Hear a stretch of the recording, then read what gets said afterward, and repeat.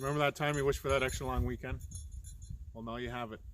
But we need to stay at home to flatten the curve against COVID-19. But if there comes a time where you need to go out and get essential items, we need to do that safely. And the CDC now recommends that we wear a face mask when we go out. And we also need to wash our hands with soap and water for at least 20 seconds or more. Or we could use hand sanitizer with at least 60% rubbing alcohol. And if we follow these simple rules, we'll be able to flatten the curve.